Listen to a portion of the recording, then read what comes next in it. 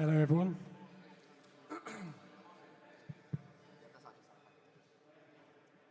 So, welcome to the panel, and thank you very much to NFC for providing us the opportunity to discuss this interesting topic. Obviously, Web3 and Spotify is a hot topic right now, particularly in the music industry.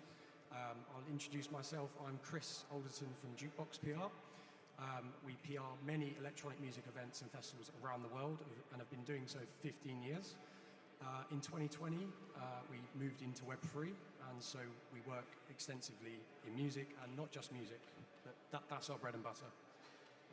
So I'm going to give the panel a moment to introduce themselves. So if you want to take 30 seconds to tell everyone who you are and what you do. Hey everyone, I'm Kevin. I'm the co-founder and CEO of PIANITY. PIANITY is a music marketplace that leverage Web3 to allow artists to go from 1 follower and fans to 1,000 fans. That's the goal. Hey everybody, my name is Tommy D. Yes. And immediately the guy turns my mic down. I'm a music producer and a songwriter and a DJ and an artist and a whiskey maker and a tech entrepreneur.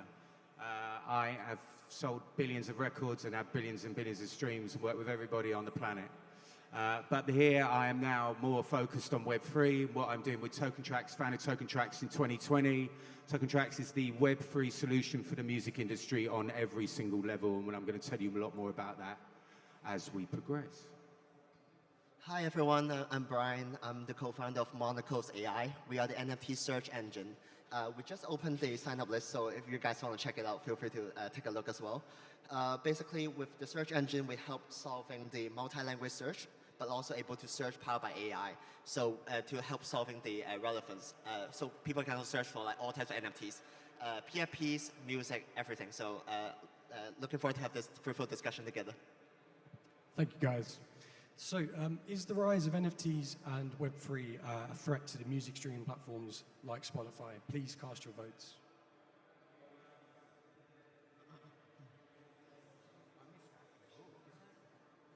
Sorry, it's just a question for you.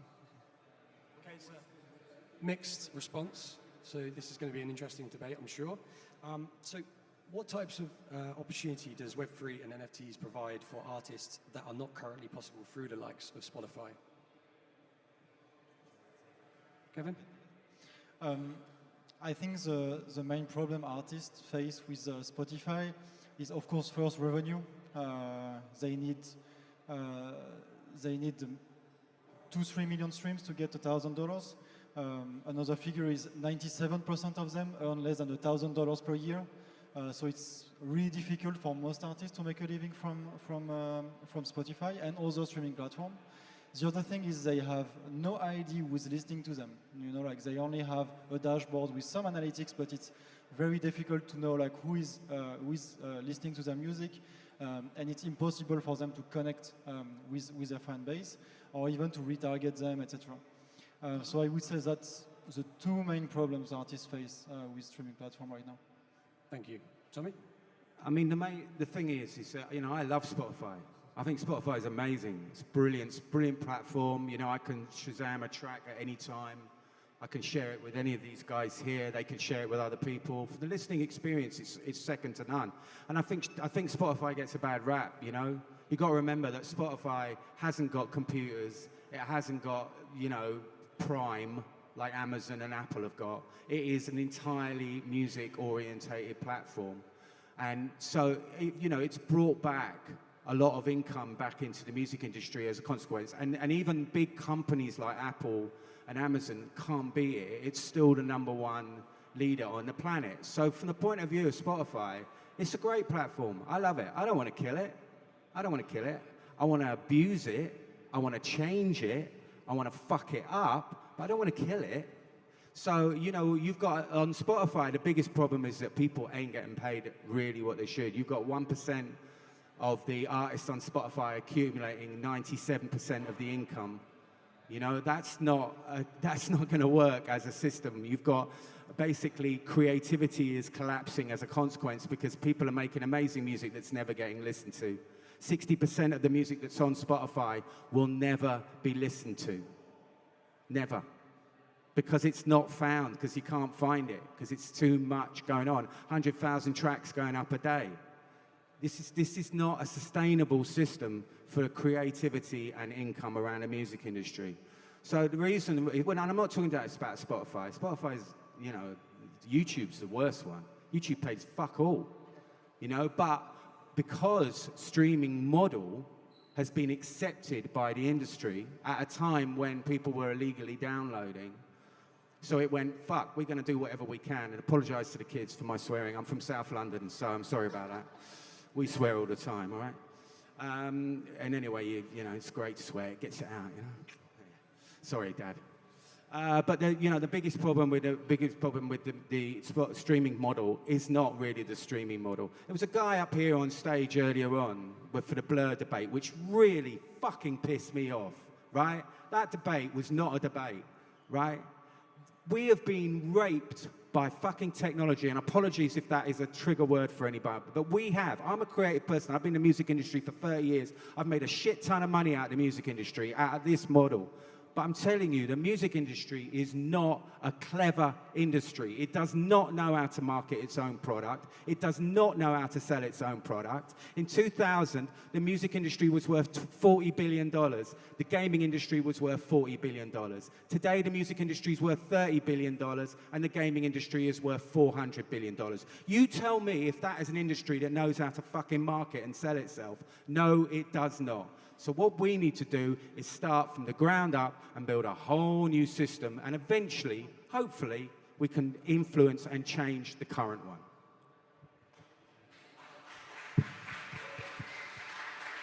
Quite the statement. Yeah, so I feel like adding to what they talk about, like Spotify is a great platform, but I feel like then the question is what makes Web3 special than Web2? To me, it's the ownership. With ownership, like in NFT, you can own your community. You can own what is your core, like your true fans. With that, it allows additional monetization layer on top of that. But at the same time, you can know who really believes in your work. Then you have additional work related to them. For example, additional experiences, meetup, or even ideas you can crowdsource from this group. I think that's the power. That can be a layer on top of Spotify that coexists, which I think that's really excites me about NFTs for music use case in particular too. Thanks, Brian. So there's obviously limitations and hurdles to overcome for artists and fans to get into Web3. So what would you say, or how do we navigate those hurdles? There's obviously a lot of education still to go on. There's not ideal ways to get access to Web3 for certain people who aren't savvy with Web3. I mean, obviously most of us know this, but what do you think about new people entering Web3, and how do artists get into it?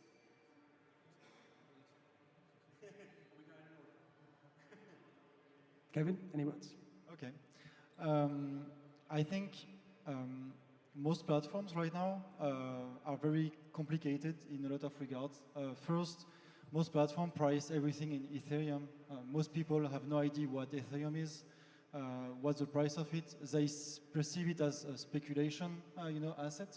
And so I think it convenes a bad message for most people who are actually just here to listen to music and to follow the artist. So I think one first step we took, for example, at PIANITY in that direction was to price everything in fiat. And so what we do is we abstract most of the conversions through the platform. We take actually the risk of conversion, the change risk, so that the platform stays as readable as possible for actually 90% of the people that don't know anything about crypto. So that's the first thing. Then the second one is most people don't own crypto, and even people who do own crypto, most people don't use it on a daily basis because it's not really convenient to use your wallet and pay with it. It's getting better, but still not. So what we implemented was, of course, you can pay with crypto on the platform, but you can also use, like credit card, debit card, Apple Pay, Google Pay, so that it simplifies everything. And we try to have a buying experience that is as close as possible as normal marketplaces such as Amazon, basically. And finally, the last barriers that we know about is the wallet. Because to hold those NFTs, you need to have a wallet. And of course, like Web3 people like to have their own wallet, But again, most people, they don't know what a wallet is. They will probably lose their keys if you give them to them.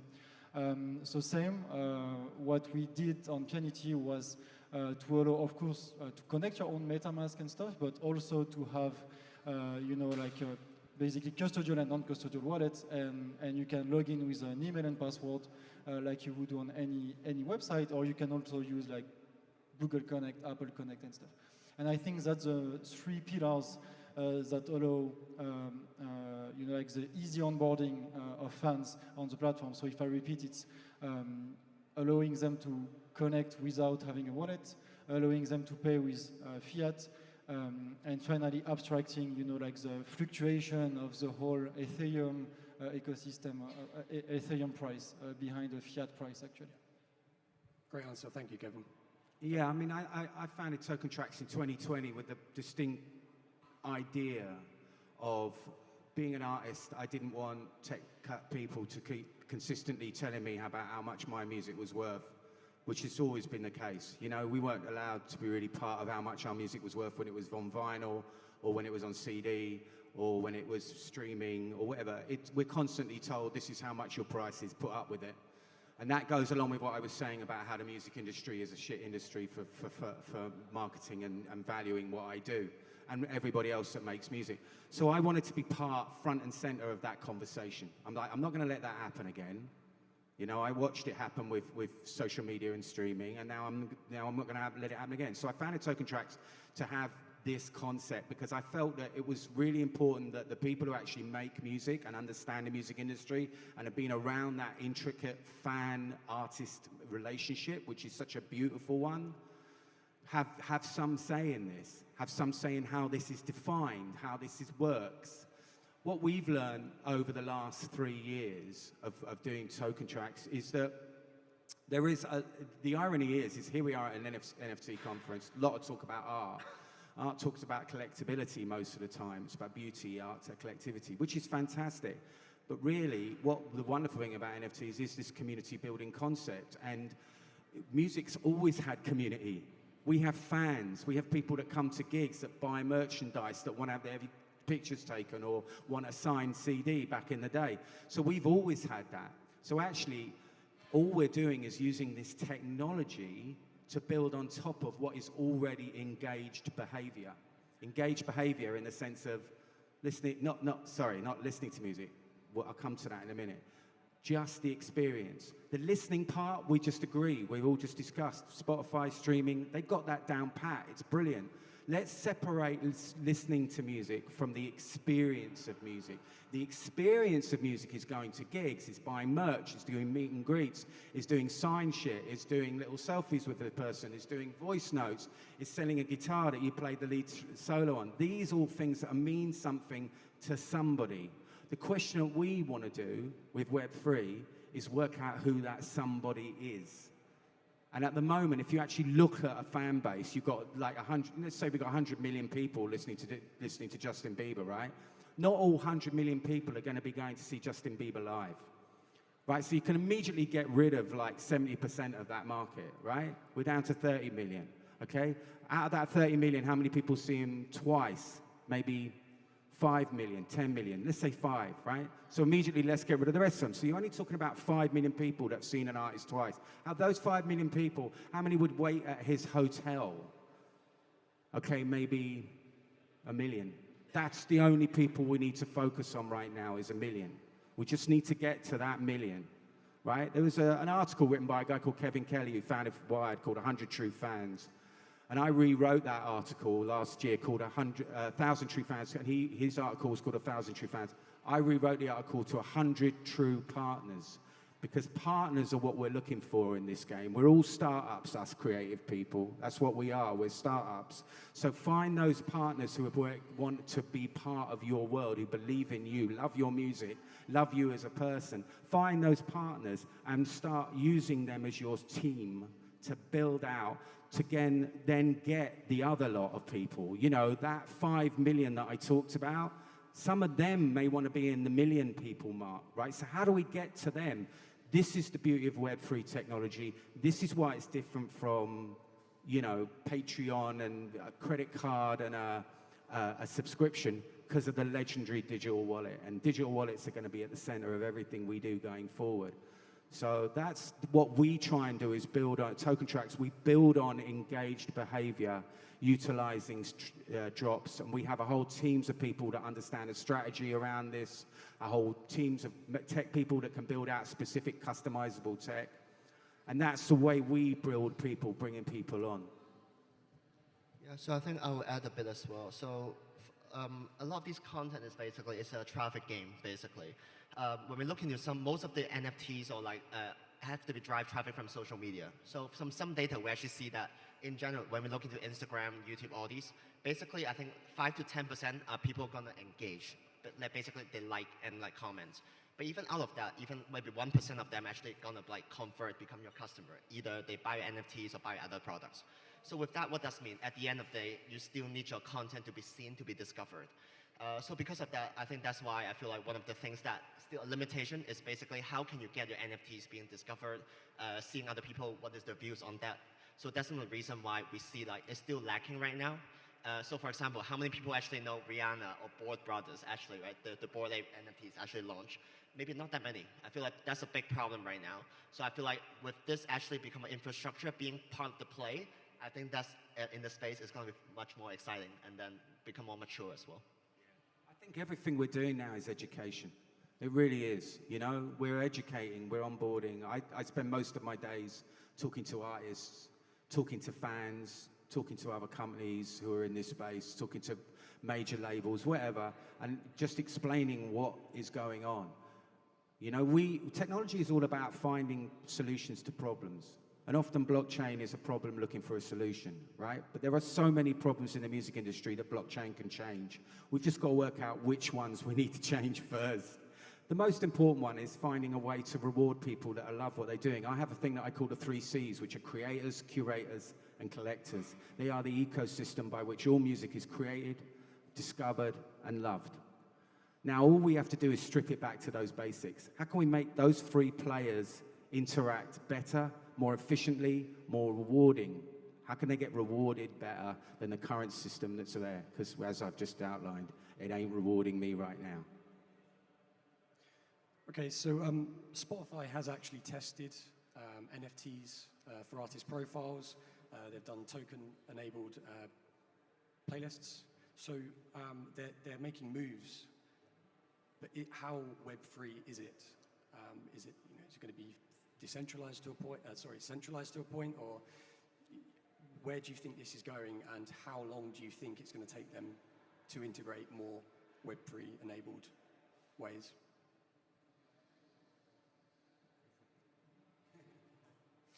Actually, I didn't really understand the feature that they launched. So yeah, you said token-gated playlists. I don't understand how that feature was aligned with Spotify's business model, actually, because you're supposed to earn money when you stream, when you get streams, and basically what they did was you lock your playlist, so basically they are harder to get streamed, so basically you will earn less money. So actually I didn't get the feature. I tried to ask friends and artists if they understood it, and no one did for now, so I don't know what you think about it. I mean, look, fair play for them for dipping their toe, but it kind of felt a bit like a sort of, hey. I think we have to just remind ourselves what the basic concept of Web3 is, which is the next usage of the internet. And, you know, what does that actually look like? What does this version of the internet that we're in right now, where's the problems there? And what is the solution we want to look at? And I think what we're all a bit fed up about is the fact that the top 5 apps that are on the Google Play and the App Store are all social media. 3 of them are owned by one company, Meta. And the first one is TikTok, which is associated with a rather dubious country that has very dubious concepts around, you know, freedom and privacy. I think we have to think about whether that's the kind of world we want to continue building. So we at TokenTraxx believe in decentralization, full decentralization. That means giving the power back to artists, giving the power back to their communities. And that's why we created our fully decentralized, something called Traxx Studio. It's a fully decentralized marketplace that we hand over to other people. So it's your world, it's your thing, right? We don't own it, you do. And that's how we believe the world should be. We believe that everybody should have their own, but almost like going back to the original concepts of the internet, where you have your own domain and that's your world. Why do you think it's called a domain? It's your home. It's where you live. And yet we've been just handing out our data willy-nilly to everybody on the pretense that we're getting something in return, some likes or some engagement. Well, try paying the bills with engagement. So I think we should be building out systems that encourage people to do their own thing, building scenes. That's why we have curator pages on TokenTraxx where artists can build scenes out of the people that artists that they can bring on. And we believe in that as a concept. So I think what Spotify does, whatever anybody else does, what anyone else in the Web2 world does, it's not to me Web3. Thank you, yes, great. Thank you, teaching people about the concepts about digital wallets and the concepts about what you can do with NFTs. That's brilliant, keep doing it. But it ain't Web3 for me. That's not why I got into this space in 2016. I got into it because I fell in love with Bitcoin and I fell in love with that concept. That's what I believe in. I think I'll add a point as well. So I feel like just now we talked about the token gated playlist, right? I think one of the things that's being missed is like, it has to be creator driven. You have to be creator centric.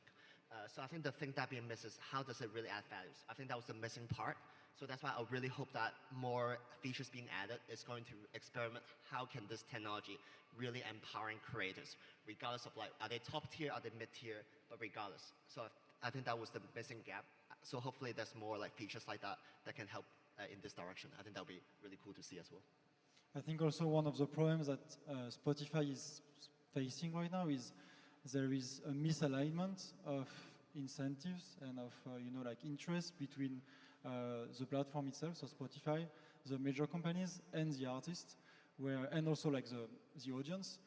So basically, Spotify makes money when you pay your monthly fees and through ads. But if you pay your fees, they don't really make more money if you stream more, right? And actually, the more you stream, the less artists are paid per stream on a per stream basis. And so there is this misalignment of like the more people use the app, the less the artists are paid on a per stream basis. Whereas usually for example on a marketplace, the more you spend time on the marketplace, the more chance you have to buy and the more you will spend money, right? And so the more like the seller is going to be rewarded. And so I think yes, the bottleneck of the problem is really like alignment of incentives. And in that regard, I think another Web2 platform, which is Bandcamp, is way more aligned with the artist because they only make money when the artist is making money at the same time. Yeah, that's a good point you make there about Bandcamp. So Web2 companies transitioning to Web3 companies, I think that's very difficult and it takes a lot of time for them to do so. And building from the ground up is very, very good. So Spotify has well-established licensing agreements and many partnerships. So do you think this stifles their adoption of Web3 and this gets in the way of it? Yeah, I think right now they can't really. Actually, major companies, they can't, for example, even major companies, we could also ask, is Universal going to launch a music NFT marketplace? They actually can't because they signed deal with DSPs. And the DSPs, they are tied with a contract with the major. So I think maybe they will be able to do it, but it's going to take a lot of negotiation and a lot of time. As a reminder, it took them more than 2 years to get the deal with a major company in the first place. And then building a marketplace. As you said, like the streaming experience is really, really good on Spotify, but it's very different as a product than on marketplace, for example, and like a Web3 product. So it's going to take them also a lot of time, like to be able to nail what the product should look like for Web3. So I think the safest path for Spotify is probably to acquire a company that is doing that rather than doing it themselves. Brian, your experience at Google, you could comment on this. Yeah, I feel like, actually I will share a bit from more creative perspective as well, because I feel like it's such a large pie, like maybe Spotify, they have lots of like these licensing agreement, but they maybe like for like a top tier creators. But when we look into that, what a lot this technology really helps is really the mid-tier creators. They have great communities, they already have great content, but they're just lacking of the way to really like go to market. So imagine this kind of ownership of community, help them to build their community from scratch, help them to have additional interactions with the audience. I think that's where something is actually a great complement, like we discussed as well. It's a complement to Spotify. So, and I feel like with that, I don't think it will actually impact too much, but hopefully later on, it can help them to move up the ladder. That those like the mid-tier one, they can become top tier. This can actually become like a positive cycle to help with the rest of the ecosystem in that case as well. Tommy, any words on this? No, I mean, I think you guys have nailed it. I mean, the most important thing is to understand how the music business works. And, 60% of all the music we listen to is owned by 3 companies. So just bear that in mind. We have to get the majors on our side with what we're doing here. They own the copyright of the music that people want to listen to. They have all the power in the world. So the majors need to be in this conversation, and they will always need to be in this conversation because they ain't going anywhere. Does anybody in the audience have any questions for the panelists?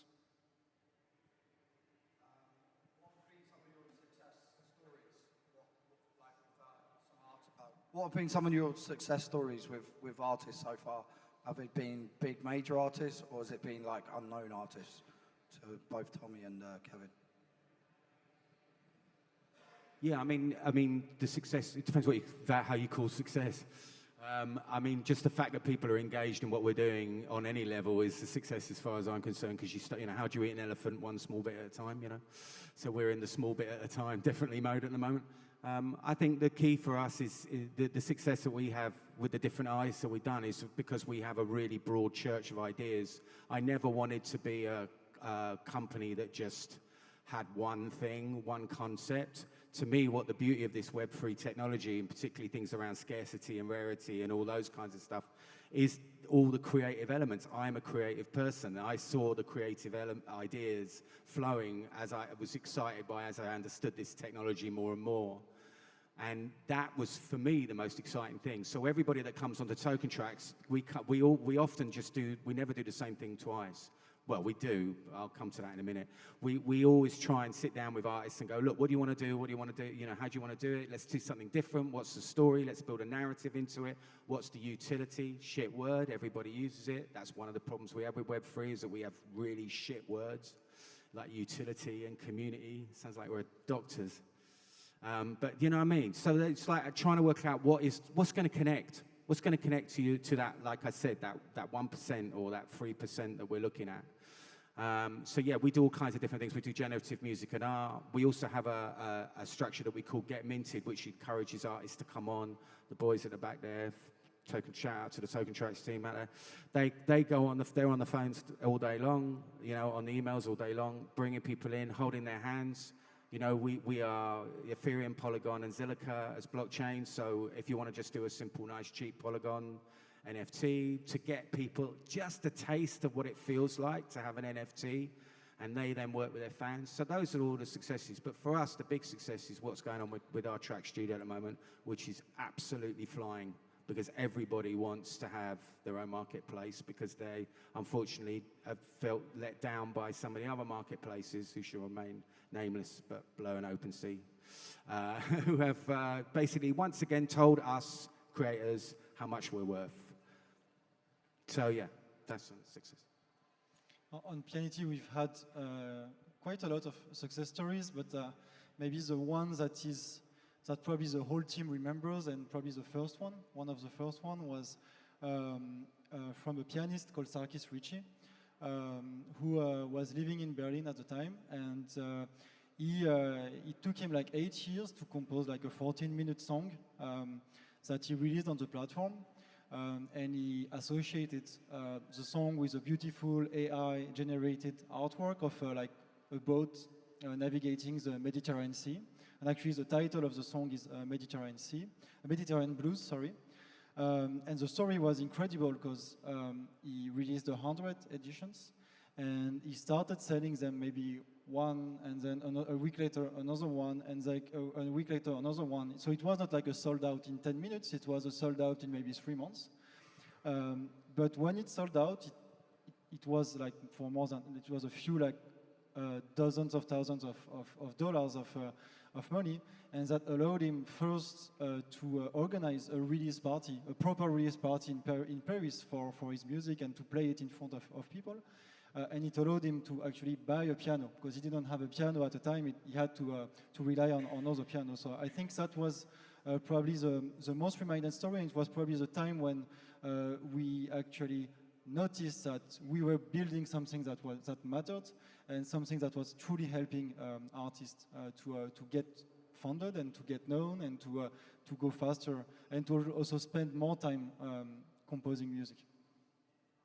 Answer your question? Yeah. Anybody else? You at the back, sir.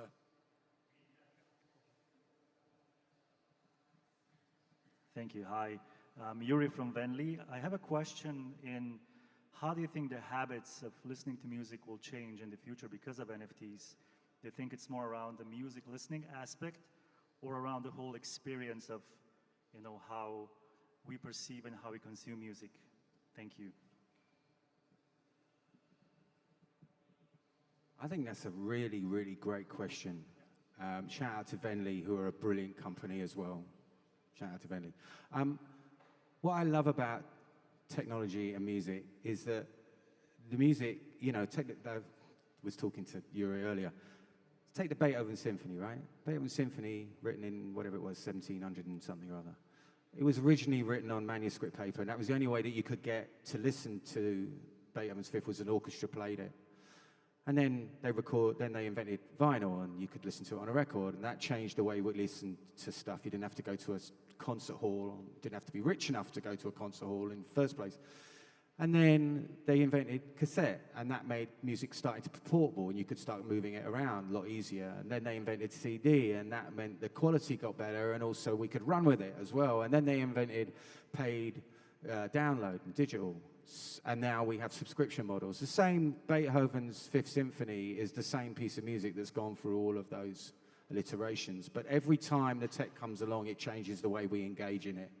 So I don't see anything different about Web3. And I think this is why I just founded TokenTraxx, to be at the front of how that looks, how that sounds. I'm working with Dolby on, I advise Dolby on Metaverse, and TokenTraxx advise metaverses on sound, because this is an integral part of where the world's going. We saw the Vision Pros being released the other day. It's going to do a huge amount. It may not the first version of it, but you know the second and third and fourth, what the Apple Watch did for health. You know, all of those things, this is how it's going to engage the way we listen to it. So I'm really excited to see where music goes. But the Beethoven's Fifth Symphony will always be the Beethoven's Fifth Symphony. And you can't fuck with that. Just time for one more question. Make it short if you can, please. Where do you see the role of labels in Web3? I think labels are going to change. And that's why we've created a Web3 label concept through curation. Labels are just curation. They're just people who like music coming together and building businesses around the concept of liking music. Music business is based on IP, so it's all about owning copyright. So if you take away the owning copyright concept and bring it back to the artist of retaining their own copyright, and then using NFTs as a concept, that changes the concept of what a label is. What we believe a Web3 label is community. So Wild Awake, which is a label that's been started by an artist called Sound of Fractures with some guys from Water and Music, which is a great community-based music NFT project. I really strongly recommend anybody to go and check out what Water and Music doing. You know, that's a labels, and what it is they just promote artists. They promote the artists, they bring them on, and they put a few NFTs, 12 NFTs on Ethereum, sell them quite cheaply. And it's about, you know, getting people again, like Get Minted, our project for down that. It's about getting people on this. So that's what a Web3 label looks to me like in the future. But I don't think Universal and Warner's have that same view. So yeah, where do they go? I think you're seeing where they're going. They're partnering with projects, and that's how they've always done it. You know, that's how they always did it. They partnered with Def Jam, they partnered with Motown, they partnered with Columbia back in the day. That's what they'll continue to do. I think your question is also linked with the previous one. So, you know, how will we experience music? Because I think that there is two kind of way to experience music. There is a passive one and there is the active one. And you know, like passive is basically you are on the autopilot. You know, like you put a radio, you put you are recommended music. You don't even know what you listen to. And there is the active one when you actively go and dig for music. You have artists you follow. You want to find new artists, etc. And in the future, what we see right now, if we have more and more AI-generated music, I think this kind of music is going to be better and better, and it's going to maybe improve the autopilot way of, you know, like how we listen to music. But it is not really related to labels. You don't need a label to actually produce AI-generated music. And so I think what Web3 will bring is probably more for the active listening, where you not only want to dig for music, dig for artists, but you also want to own a piece of it because you want to feel linked with the artist. And also, as you said before, you want to experience more than just music, maybe meet and greet with the artist, have experiences with the artist, basically. Thank you. We've got to wrap it up there, but thank you so much for coming, and thank you to the panelists as well.